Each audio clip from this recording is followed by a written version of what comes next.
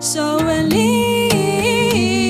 me from this misery. Ooh, so believe me.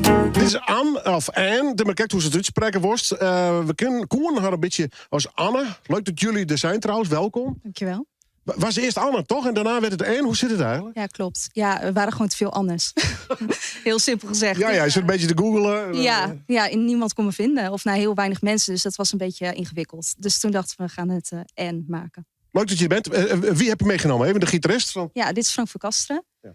En dat is ook mijn vaste producer. Ik voel je rusteloos om me heen. Ver weg van hier, zo zacht.